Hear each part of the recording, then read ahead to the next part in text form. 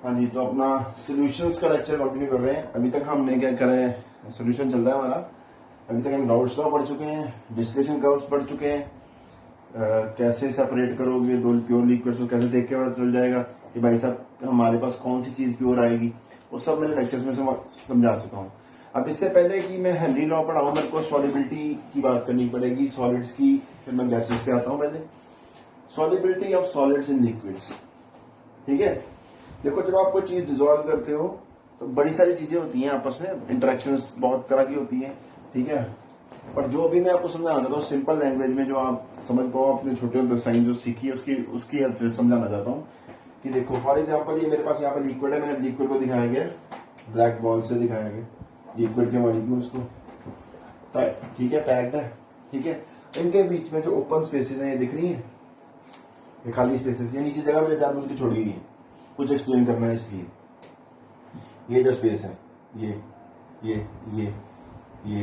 ठीक है, ये सारी जहाँ खाली जगह है, जहाँ बॉल नहीं बना हुआ। ठीक है, ये खाली जगह है, एम्प्टी स्पेसेस, क्या बोल सकते हैं,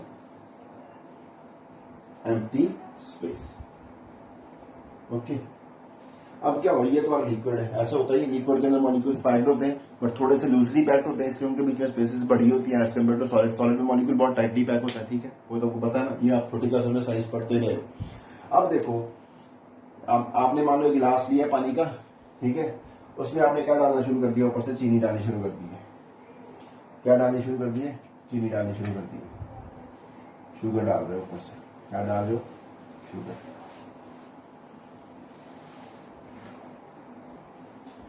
ठीक है, टेम्परेचर कांस्टेंट रखना, आप चाशनी नहीं बना रहे, आप खाली डिजोल्व कर रहे हो चीनी को पानी के अंदर। ठीक है, बस चाशनी नहीं बना रहे, आप हीट नहीं कर रहे। टेम्परेचर क्या है, कांस्टेंट है, रूम टेम्परेचर में काम कर रहे हो, प्रेशर भी कांस्टेंट है, एटमॉस्फेरिक प्रेशर। ठीक है जी, ये दो चीजें कांस्टेंट है, पर्टिकुलर टेम्परेचर और पर्टिकुलर प्रेशर, ये नोट कर लिया, बात समझ गए। अब देखो क्या होगा, शुगर क्या करती है, ये जो एम्प्टी स्पेसेस होती हैं वहां पे जाके आप ऐड करते हो, घुल जाती है। 1 चम्मच डालते हो घुल जाती है, 2 चम्मच डालते हो घुल जाती है, बट एक टाइम आता है फर्दर डिजोल्व नहीं होती। क्यों, ऐसा क्यों होता है कि भाई साहब जितने भी एम्प्टी स्पेसेस है ना, यहाँ पे सारे के सारे शुगर मॉलिक्यूल्स आके बैठ गए हैं। जो खाली सीटें थी सिनेमा हॉल में, थिएटर में, वो सारा हॉल क्या हो गया, फुल हो गया। अब फर्दर क्या उसमें शुगर जाएगी, ठीक है, तो नहीं जाएगी। तो क्या होगा, शुगर नीचे गिरनी शुरू हो जाएगी, इसलिए मैंने जगह नीचे छोड़ी हुई थी। ओके, ठीक है, तो एक चीज होती है सैचुरेटेड सॉल्यूशन, जो मैंने अपने लेक्चर 1 में बताया था कि 3 तरह का सॉल्यूशन होता है, एक अनसैचुरेटेड, एक सैचुरेटेड और एक super saturated. Unsaturated, saturated and super saturated, 3 solution होते हैं, 3 तरह का सॉल्यूशन आप बना सकते हो। ठीक है, देखो जिसमें तो अगर आप ऐसा सॉल्यूशन जिसमें फर्दर सॉलिड डिजोल्व हो जाए, सॉल्यूट डिजोल्व हो जाए, that solution is called as unsaturated solution. वहां पे जाकर डेफिनेशन चेक करो। सैचुरेटेड सॉल्यूशन, जिस सॉल्यूशन में एट पर्टिकुलर टेम्परेचर आपने चेंज नहीं करना, गिलास में चीनी घोल रहे थे, ठीक है, हीट नहीं किया, ठीक है ना, जितना टेम्परेचर था रूम का उतने भी रहे, अपना डिजोल्व किया, आगे डिजोल्व नहीं हो रही, वो वाला जो सॉल्यूशन बन गया वो कौन सा हो गया, सैचुरेटेड सॉल्यूशन। ठीक है जी, अब अगर आप उसको हीट करो तो क्या आएगा, मॉलिक्यूल्स लिक्विड के दूर दूर चले जाएंगे और एम्प्टी स्पेसेस क्रिएट हो जाएंगे, नीचे चीनी नीचे गिरी होती है, बीच में डिजोल्व हो जाती है, तो वो कौन सा सॉल्यूशन बन गया, किस हिसाब से क्या बन गया आपका, सुपर सैचुरेटेड सॉल्यूशन, जिसकी एग्जांपल क्या होगी, चाशनी। ठीक है, सबसे सिंपल एग्जांपल ये हम कर सकते हैं। ठीक है, अब देखो, अब ये जो मैंने आपको डायग्राम दिखाया कि नीचे शुगर गिरी हुई है, ठीक है, तो ये किसके लिए हो गया हमारा, ये किसके लिए हो गया हमारा डायग्राम, सैचुरेटेड सॉल्यूशन। क्लियर बात हो गई भाई साहब, जहां पे जाके सॉल्यूट में बैठना था वो स्पेस अवेलेबल नहीं है, सॉल्यूशन क्या हो गया, सैचुरेट हो गया, और लिक्विड अपने अंदर सॉल्यूट के मॉलिक्यूल्स नहीं ले सकता। ठीक है ना, that kind of solution is called as saturated solution. अगर सैचुरेटेड, अगर आप उसको हीट कर दो तो वो क्या बन जाएगा, उसके लिए चले जाएगा, हाई टेम्परेचर पे चला जाएगा, क्योंकि स्पेसेस बन जाएंगी, तो कौन सा सॉल्यूशन बन जाएगा, सुपर सैचुरेटेड सॉल्यूशन। ठीक है, अब मिटा रहा हूं जरा इस पर, तीनों सोल्यूशन में क्लैरिटी होगी अपने को। देखो एक पर्टिकुलर टेम्परेचर, एक चीज होती है solubility of a solid, solutions के चैप्टर में कुछ और है, इक्विलिब्रियम चैप्टर में कुछ और है सॉलिबिलिटी, ठीक है जी। सॉल्यूशंस वाले चैप्टर में सॉलिबिलिटी, जो कंसंट्रेशन की टर्म से बात करें हमारे सॉलिबिलिटी, वो क्या होती है, अमाउंट ऑफ सॉल्यूट, कंसंट्रेशन किसके अंदर एक्सप्रेस करते हैं, सॉल्यूट के हिसाब से, amount of solute in grams, नीचे amount of solvent in grams. ये चीज नोट करने वाली है कि यहां पे नीचे सॉल्वेंट होता है इनटू 100, मतलब it is amount of solute in grams that can be dissolved in 100 grams of solvent at particular temperature and pressure to form क्या बन जाएगा अल्टीमेटली, सैचुरेटेड सॉल्यूशन।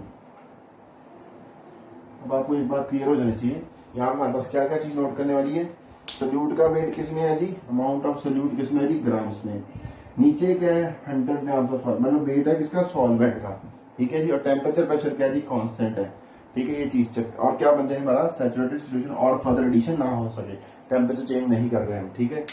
एक चीज होती है परसेंटेज, परसेंटेज में नीचे वेट ऑफ सॉल्वेंट, और सॉल्वेंट नहीं होता, सोल्यूशन होता है, ये फर्क है। यहाँ पे जैसे अमाउंट ऑफ सॉल्वेंट लिखा ना, वहां पे क्या होता है अमाउंट ऑफ सोल्यूशन, बाकी फॉर्मुलाज परसेंटेज कंसंट्रेशन क्या होता है, सेम होता है, ठीक है।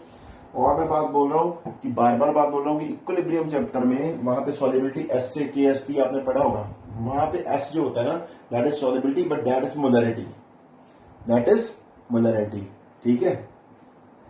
क्लियर, अब ये बात कुछ क्लियर होगी, ठीक। अब आगे चलता हूँ जरा, थोड़ा सा और देखो, डेफिनेशन होगी, सॉलिबिलिटी की डेफिनेशन हो गई। अब आगे चलते हैं, यहां पे बात करते हैं हमारी। अब देखो सैचुरेटेड सॉल्यूशन बना, ठीक है। फॉर एग्जांपल मैंने शुगर को दिखा दिया जी, और कोई मार्कर नहीं है मेरे पास, शुगर को मैंने दिखा दिया है रेड मॉलिक्यूल के साथ दिखा दिया फॉर एग्जांपल, ठीक है, नीचे में रेड। अब देखो शुगर बीच में जा रही है, रेड रेड उसने ऑक्यूपाई कर ली स्पेसिस। अब देखो एक चीज नोट करो, किसी चीज का किसी चीज में डिसॉल्व होना, the process is called as dissolution.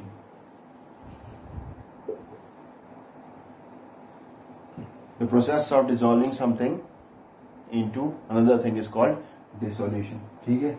और solid into liquid is called dissolution, ठीक है।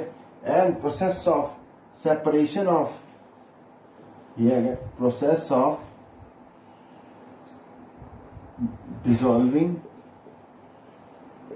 सॉलिड इन लिक्विड, ठीक है। एक चीज होती है क्रिस्टलाइजेशन, क्या होती है क्रिस्टलाइजेशन, ये कहते हैं process of separation of solids crystal from saturated solution,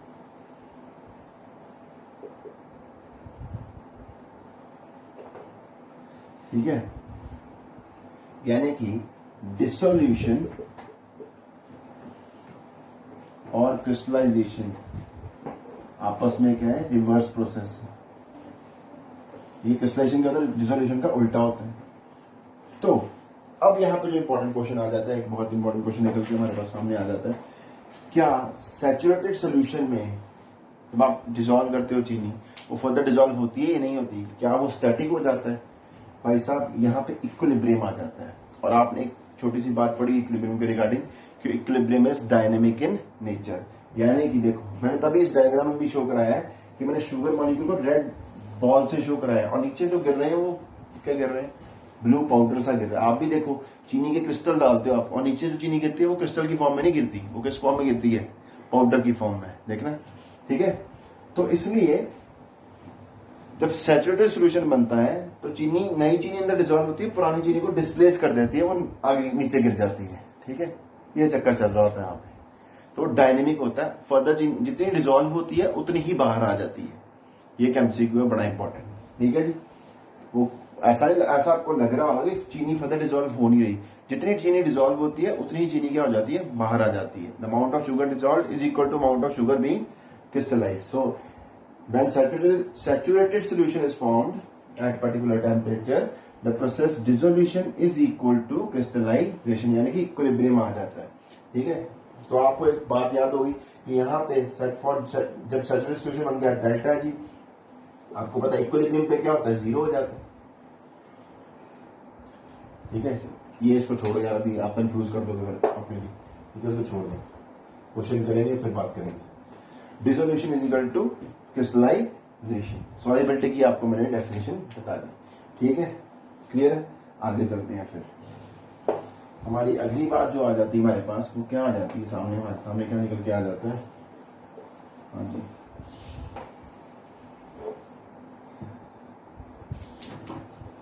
अगली चीज जो पढ़ेंगे हम, factors affecting solubility of solid in liquid. अब मैं इसको ब्लैक बोर्ड को लॉक कर दो, फैक्टर सारे लिख देता हूँ, फिर मैं समझाता हूँ आपको। ठीक है, एक मिनट।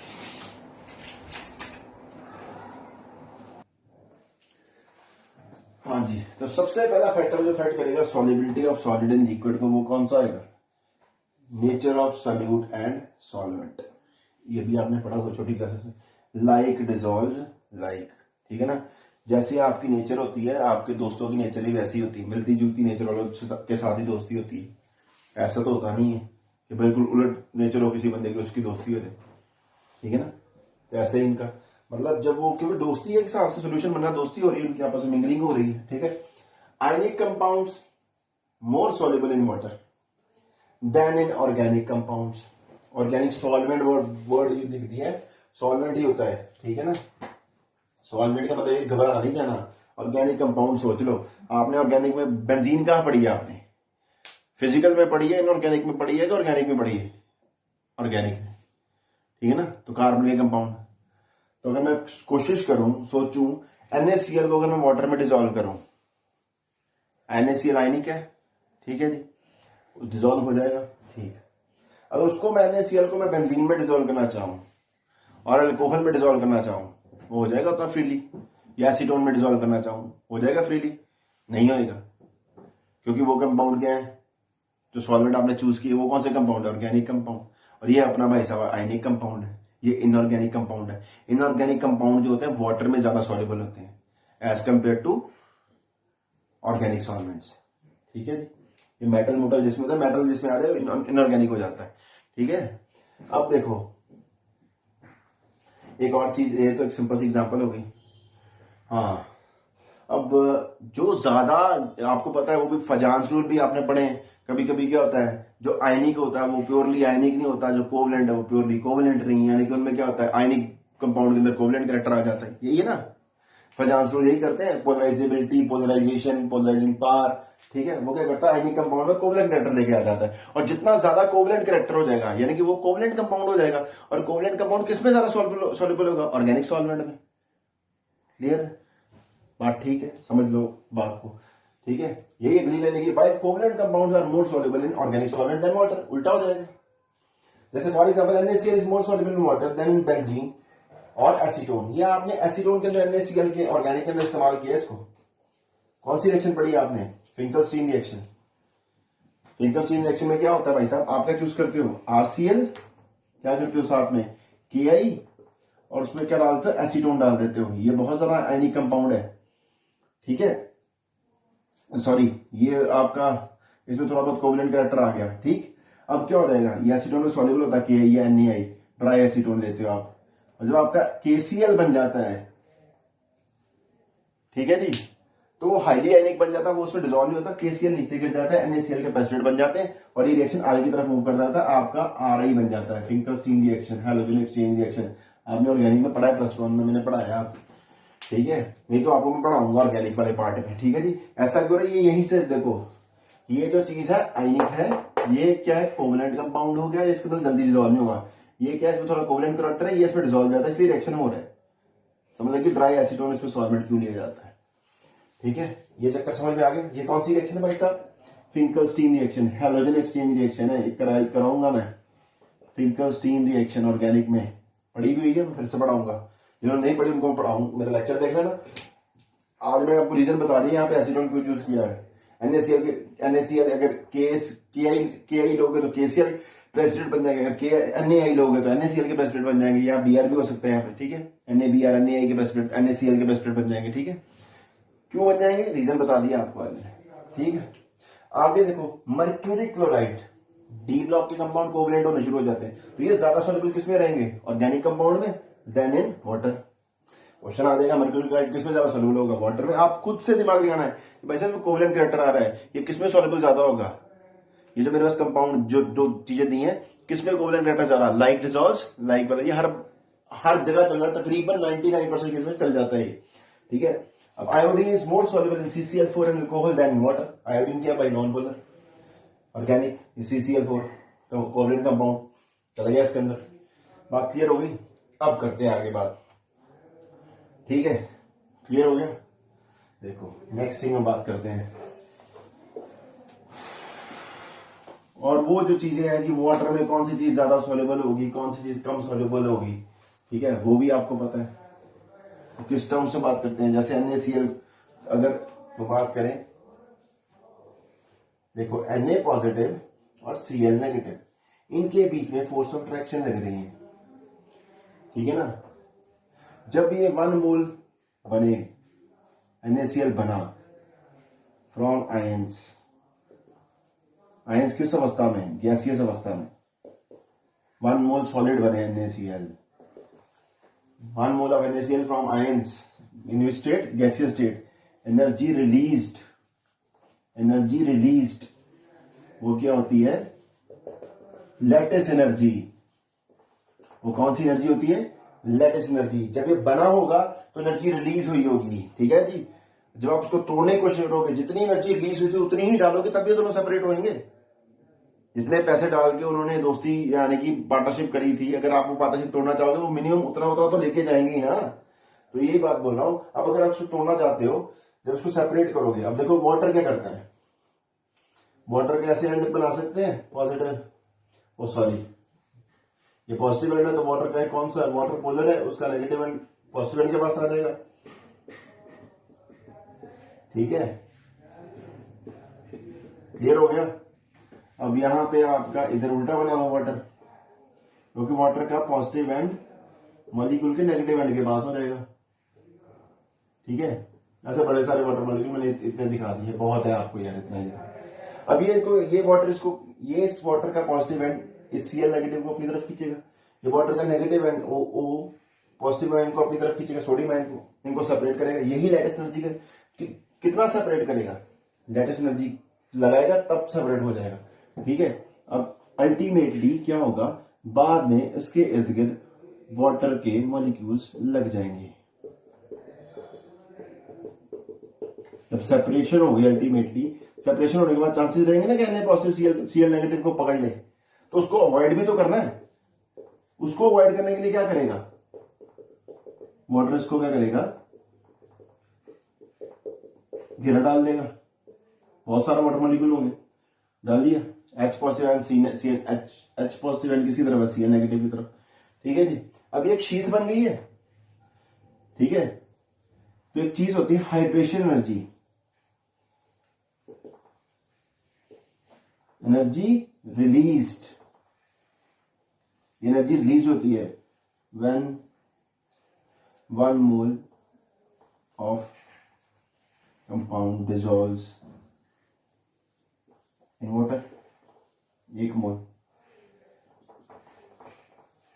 जब सराउंड कर लेगा तो एनर्जी रिलीज होगी। इसको तोड़ने के लिए जो एनर्जी चाहिए थी, ठीक है जी, यहां पे जो एनर्जी लगेगी वो कौन सी एनर्जी लगेगी, इसको तोड़ने के लिए लैटिस एनर्जी लगेगी।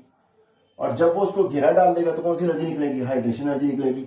जब hydration energy is greater than lattice energy, क्योंकि रिलीज होगी, वो लगानी पड़ेगी। देखो अल्टीमेटली क्या होगा, यहां पे आपको कुछ फायदा हो रहा है, यहां पे आपको कुछ एनर्जी देनी पड़ रही है, ठीक है जी।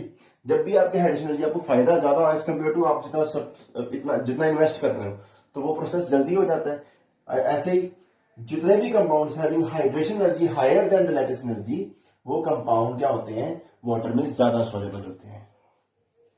जिन कंपाउंड्स की हाइड्रेशन एनर्जी लैटिस एनर्जी से ज्यादा होती है वो कंपाउंड्स क्या होते हैं, वाटर में ज्यादा सॉल्युबल होते हैं। यानी कि solubility in water, solubility in water क्या होती है, directly proportional to hydration energy and solubility in water inversely proportional to lattice energy of the compound of the salt given. ठीक है जी, जितनी ज्यादा लैटिस एनर्जी उतनी कम सॉल्युबिलिटी, जितनी ज्यादा हाइड्रेशन एनर्जी उतनी ज्यादा सॉल्युबिलिटी। ठीक है, तो ये बात हो गई। ठीक है, ओके, तो आगे बात करते हैं। प्रेशर का इतना ज्यादा इफेक्ट नहीं पड़ता सॉल्युबिलिटी ऑफ सॉलिड्स के ऊपर। क्यों? क्योंकि प्रेशर सॉलिड क्या है, इतना ज्यादा कंप्रेसिबल नहीं होते। ठीक है ना, तो pressure has very little effect on solubility of solids. हाँ, हो जाता है। कब होता है वो भी सिचुएशन है। कब होएगा? देखो, जब आपके सॉलिड के बहुत सारे फाइन फाइन पार्टिकल हो जाएंगे ना, तब प्रेशर भी इफेक्ट करेगा, क्योंकि उसको आप कंप्रेस कर सकते हो, सॉलिड्स को पास पास में ला सकते हो। ठीक है, बड़ा पार्टिकल बना सकते हो। ठीक है, ये एक एमसीक्यू हो सकता है। अच्छा, कि प्रेशर का कब इफेक्ट पड़ेगा सॉलिड के ऊपर? जब solid is in fine particle form. ठीक है, ये एमसीक्यू है। अगली बात, सेकंड रीजन जो करेंगे हम, सेकंड पॉइंट पे करेंगे। अगर आपको प्रेशर का क्वेश्चन आ जाए, वैसे प्रेशर का कोई भी इफेक्ट नहीं है, अगर ऐसी ऑप्शन हो, सेकंड क्या होगा, pressure has no effect on solubility of solids in liquids. क्यों? Because solids are incompressible. ठीक है, ये तो ये ऑप्शन होगी।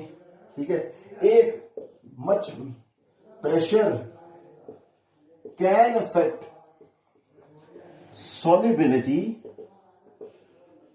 of solid in liquids if solid is in fine particulate form। क्यों? क्योंकि आप फाइन पार्टिकल्स को किसमें बना सकते हो, फाइन पार्टिकल्स क्या कंडेंस करके क्या बनाएंगे, बिग पार्टिकल बना देंगे, बिग मॉलिक्यूल बना सकते हैं। तब क्या होगा, जोड़ सकते हो प्रेशर लगा के, तब आपका प्रेशर का इफेक्ट देख सकते हैं। वैसे नहीं नजर आता। अगर आपको क्वेश्चन हो जाए has no effect, has effect, simple सी बात हो, ऐसा कुछ ऐसा ये वाला पॉइंट ना मेंशन किया हो, तब आपका आंसर ये है। अगर बेटर आंसर कौन सा होगा, ये, अगर ये दिया हुआ तो दिस इज इट। दोनों ऑप्शन बोथ बोले, ये एंड ये, बोथ आर करेक्ट। वैसे जनरली नहीं होता, जनरली हैज नो इफेक्ट। और कब दिखाता है, जब मोर देन वन आंसर बन जाते हैं। ठीक है, क्लियर है भाई साहब? प्रेशर का आ गया effect on solubility of solids. अगली बात, थर्ड थिंग, टेम्परेचर का असर। ये तो आपको मैंने एक छोटी सी उदाहरण दे ही दी है। और टेम्परेचर, ठीक है, टेम्परेचर का effect on solubility of solids, solubility of solids in liquids. ये बहुत डिटेल में पढ़ने की जरूरत है अपने को, क्योंकि यहां से क्वेश्चन बड़े बन जाते हैं, ग्राफिकल क्वेश्चन बन जाते हैं। ठीक है जी, पहले हम क्या करेंगे, देखो वो ली चैटलेट प्रिंसिपल आपने पढ़ा हुआ है, वो क्या बोलता है, अगर तो आप सॉलिड को डिसॉल्व कर रहे हो, ठीक है जी, देखो सॉलिड को लिक्विड में डिसॉल्व करा, आपका सॉल्यूशन बना और हीट निकली। हीट निकली क्या होता है, जो हीट निकलती है, यहां पर डेल्टा एच की फॉर्म में लिखा हो तो नेगेटिव, यानी कि एक्सोथर्मिक। आपका बर्तन गर्म हो जाए डिसॉल्व करते टाइम, ठीक है। देखो अब क्या आएगा, और उल्टा प्रोसेस एंडोथर्मिक, ये होता है ना, सॉल्यूशन प्लस हीट, इसके अंदर हीट जा रही है तब ये चीज बन रही है, ठीक है। तो रिवर्स प्रोसेस एंडोथर्मिक है इसका, ठीक है। क्लियर होगी बात, इतनी क्लियर हो गया इतना, ठीक है। एक चीज क्या हो सकती है अभी, solid plus liquid give solution minus heat, minus heat मतलब हीट अंदर गई है। डेल्टा एच ऐसे प्रोसेस के लिए क्या होगा, पॉजिटिव, अगर डेल्टा एच लिखा हुआ तो पॉजिटिव, डेल्टा एच की पॉजिटिव वैल्यू होगी तो एंडोथर्मिक। प्रोसेस क्या है, एंडोथर्मिक, ओके। अब अगर ध्यान से देखो भाई साहब क्या हो रहा है, ये फर्स्ट केस हो गया, ये सेकंड केस हो गया। इसको मैं ग्राफिकल पार्ट में अभी आता हूं समझाने के लिए। क्या देखो, अगर मैं इस इक्वेशन 1 को रीअरेंज करूं, इधर ले आऊं, यानी कि सॉलिड में से लिक्विड जब लिक्विड के अंदर जा रहा है, उसमें से हीट माइनस होगी, तब आपका सोल्यूशन बनेगा। ऐसा लिख सकता हूं मैं इक्वेशन को, रीअरेंज कर दिया, इसको इधर ले आया। मतलब जब ये चीज हो, मतलब सॉलिड को लिक्विड मिक्स किया और हीट माइनस हो जाए, तब आपका क्या आ जाए, सोल्यूशन बन जाएगा। तो डेल्टा एक्स की वैल्यू नेगेटिव, देखो माइनस यहां से दिख रहा है, क्लियर हो रहा है। यानी कि आप अगर ये प्रोसेस कब होएगा, ये प्रोसेस कब होएगा, जब हीट आप बाहर निकालो, हीट दोगे नहीं, माइनस करो ना हीट। ये सोल्यूशन कब बनेगा, पहले वाला कंडीशन कब बनेगी, जब आपने सोल्यूशन में से हीट, जब सोल्यूशन बन रहा है तब आपने हीट माइनस करी है, बाहर निकाली है, अंदर भी। यानी कि आप अगर टेम्परेचर बढ़ाओगे तो आप बेवकूफी कर रहे हो, क्योंकि उसमें से हीट बाहर निकलनी है और आप अंदर डाल रहे हो, गर्म कर रहे हो। तो ऐसे सॉल्ट्स की सॉल्युबिलिटी क्या होगी, सॉल्युबिलिटी डिक्रीज। जिन सॉल्यूशंस का डेल्टा एच नेगेटिव होता है, एक्सोथर्मिक होते हैं, जिनमें हीट निकलती है बाहर, उनकी सॉल्युबिलिटी डिक्रीज होती है विद इंक्रीज इन टेम्परेचर। अब इसको अगर मैं रीअरेंज करूं, बच्चों को क्लैरिटी नहीं होती ज्यादा, इसलिए मैंने ऐसा थोड़ा सा कर दिया। देखो अब इस प्रोसेस को देखो, इस सेकंड तरह का केस क्या बन सकता है, ये देखो सोल्यूशन कब बने, जब सॉलिड लिया, लिक्विड लिया और हीट करा। ठीक है जी, मतलब आपको वो जब आपने सोल्यूशन बनाना, आपको हीट अंदर देनी पड़ेगी, एंडोथर्मिक प्रोसेस होगा ना, अंदर देनी पड़ेगी। क्लियर होगा, समझ में आ गई। तो यहां पे क्या होगा, आपने जब सोल्यूशन बनाना था, आपको हीट चाहिए थी, आपने टेम्परेचर इंक्रीज करा, तो सॉल्युबिलिटी क्या करेगी, इंक्रीज करेगी। बात समझ में आ रही कि नहीं आ रही, क्लियर हो रहा है। बच्चों को अक्सर कंफ्यूजन यहां पे उन्होंने ऐसे दे देते हैं, ऐसे दे देते हैं और बोलते हैं भाई साहब मान लो सोल्यूशन बना था, वहां पे आपका हीट बाहर निकल रहा, आप टेम्परेचर इंक्रीज करोगे तो सॉल्ट की जो सॉलिड की सॉल्युबिलिटी बढ़ेगी या कम होगी। अब आप देखो भाई साहब, अगर मैं इधर ले जाऊं, अगर मैं सोचूं, मैं ये प्रोसेस कुछ नहीं है, हीट बाहर निकल रही है, प्रोडक्ट की तरह निकल, प्रोडक्ट की तरफ जो चीज आई मतलब बाहर निकला, प्रोडक्ट अपने पास आता है, बाहर आया, तो बाहर आ रही है हीट। अगर जब वो सोल्यूशन बना था हीट बाहर आ रही है, तो मैं बेवकूफों की तरह हीट अंदर घुसेड़ी जा रहा हूं, उल्टा काम कर रहा हूं ना। जब वो बनेगा तो हीट बाहर आनी चाहिए, बट मैं तो उल्टा दे रहा हूं, अंदर हीट कर रहा हूं। तो प्रोसेस की सॉल्युबिलिटी करेगी डिक्रीज। अगर मैं इस फर्स्ट केस में टेम्परेचर डिक्रीज करता हूं, तो सॉल्युबिलिटी क्या करेगी, इंक्रीज करेगी। यहां पे टेम्परेचर अगर डिक्रीज करा तो सॉल्युबिलिटी क्या करेगी, डिक्रीज करेगी। इस केस में दो केस हो सकते हैं, या तो सॉल्युबिलिटी इंक्रीज करे या तो सॉल्युबिलिटी डिक्रीज करे। ठीक है जी, अब यही है। अब जो कर्व बनती है कि कैसे टेम्परेचर इफेक्ट करता है सॉल्युबिलिटी ऑफ सॉलिड्स को, वो कर्व जो बनती हैं they are called solubility curves, वो मैं बनाने लगा हूं। ठीक है, एक मिनट उसको एक्सप्लेन करते हैं।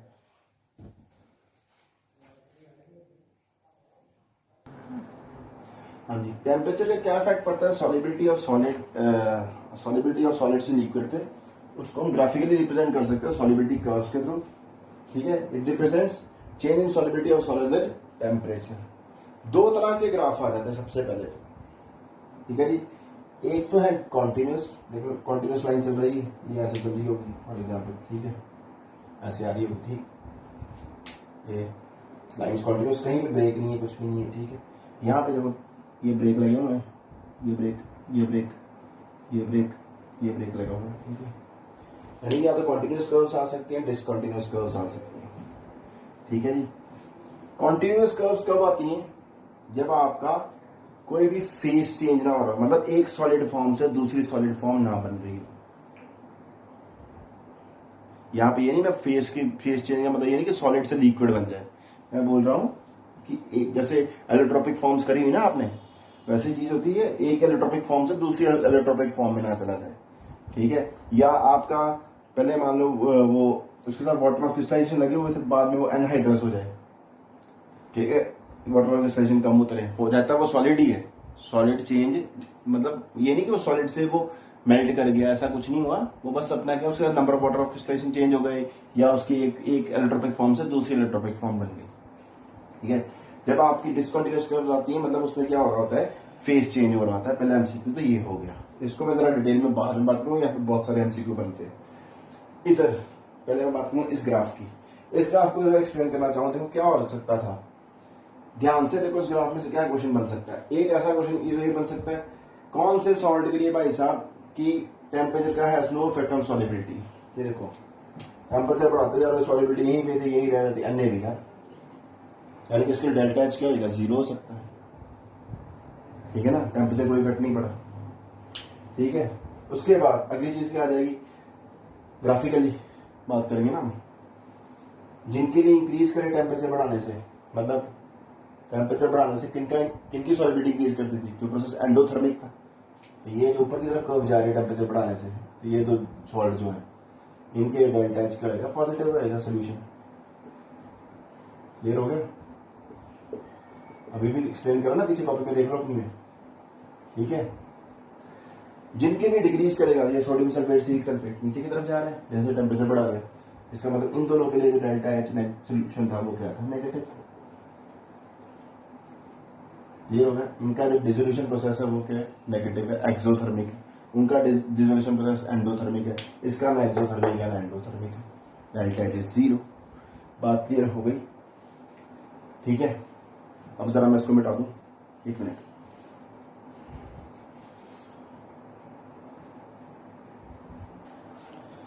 अभी नेक्स्ट डी के ग्राफ एक्सप्लेन कर लेते हैं। एक तो कॉन्टिन्यूस कर्व एक्सप्लेन कर दिया, सेकंड इनमें क्या आ सकता है, देखो सॉल्युबिलिटी, डिसकंटिन्यूअस कर्व मतलब ब्रेक आए हुए है बीच में, represents change in phase. Phase मतलब चेंज इन फेज का मतलब from one allotropic form to other,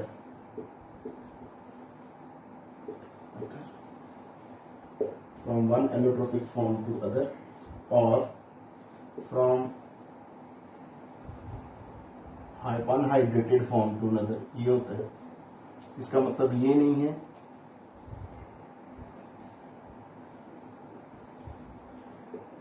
phase change का मतलब क्या है आपका, मतलब अल्फा से बीटा फॉर्म बन गई, इसका मतलब ये नहीं कि पिघल गया है, एक सॉलिड फॉर्म से दूसरी सॉलिड फॉर्म में चला गया, वाटर क्रिस्टलाइजेशन कम हो जाए। ठीक है, क्लियर है जी बात, ठीक। ये है फेज चेंज का मतलब, यहाँ from one allotropic form, from one allotropic to other form, और from one hydrated form to another form, ये होता है। ठीक है, फेज चेंज का मतलब यहाँ पे डिसकंटिन्यूअस कर्व तभी आती है, अदरवाइज नहीं आती है। ठीक है जी, अब देखते हैं क्या, इसको थोड़ा सा और डिटेल में पढ़ते हैं। एक तो ये चीज होगी, यहाँ पे एमसीक्यू बन गया अपने पास। अगली बार देखो, यहां तक तो आपका इस टेम्परेचर तक सोडियम सल्फेट 10 मोल क्या बताती है solubility curve, at what temperature, till what temperature, at what temperature one form is stable, one form is stable। ठीक है, देखो यहां तक जो है T1 तक ये सोडियम सल्फेट 10 वाटर स्टेबल है, उससे आगे कौन सी स्टेबल हो जाती है, सोडियम सल्फेट। हायर टेम्परेचर पे सोडियम सल्फेट स्टेबल होगा, वो एग्जिस्ट करेगा। इससे लो टेम्परेचर पे सोडियम सल्फेट 10 वाटर ज्यादा स्टेबल है, वो एग्जिस्ट करेगा। ऐसे इधर सेम केस में इधर ये ज्यादा स्टेबल है, यहां तक ये स्टेबल है, इससे आगे ये स्टेबल है, समझ लगी। यहाँ इस पर्टिकुलर टेम्परेचर तक अल्फा फॉर्म स्टेबल है, इससे हायर टेम्परेचर पे बीटा फॉर्म स्टेबल है। ये आपको क्वेश्चन आ जाएगा हायर टेम्परेचर पे। ठीक है जी, एक तो बात ये क्लियर हो गई। एक और एमसीक्यू यहाँ पे बन गया। तीसरा पॉइंट क्या बनता है यहाँ पे हमारे पास, देखो यहां तक इस टेम्परेचर T1 तक, at temperature lower than T1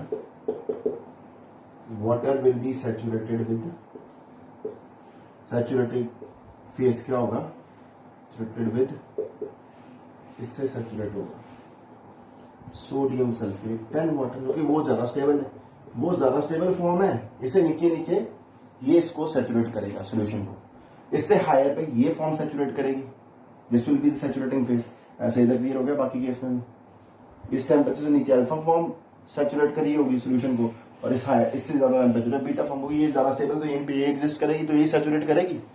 saturate solution में कौन रिस्पॉन्सिबल होगा, अल्फा फॉर्म। बात क्लियर हो गई। एक ये एमसीक्यू हो गया। अब देखो अगला एमसीक्यू क्या आ जाता है, थर्ड, कहां पे दोनों फॉर्म्स प्रेजेंट होगी बराबर, at temperature of break point both phase saturate solution, यानी कि दोनों फेस जो होंगे सैचुरेटेड सॉल्यूशन में प्रेजेंट होंगे। इस टेम्परेचर पे यहाँ पे Na2SO4 10 वाटर भी होगा और ये भी होगा, यानी कि इस टेम्परेचर पे ये दोनों फॉर्म स्टेबल है। इससे हायर पे ये स्टेबल है, इससे लोअर पे ये स्टेबल है। इस टेम्परेचर पे ये दोनों फॉर्म स्टेबल है। बात क्लियर होगी। ऐसे इस पर्टिकुलर टेम्परेचर पे, इस पर्टिकुलर टेम्परेचर पे ये फॉर्म और ये फॉर्म दोनों स्टेबल है, दोनों एग्जिस्ट करते हैं, दोनों सैचुरेट करेंगे सोल्यूशन को। ठीक है, यानी कि solution will be saturated with respect to this and this at this temperature. MCQ बन जाएगा ना बड़ा अच्छा, किस टेम्परेचर पे दोनों फॉर्म से सैचुरेट होगा सोल्यूशन, देख के बताओ। बात क्लियर हो गई है। और ट्रांजिशन टेम्परेचर क्या होता है, जहां पे फेज ट्रांजिशन होती है, eight which phase transition occurs.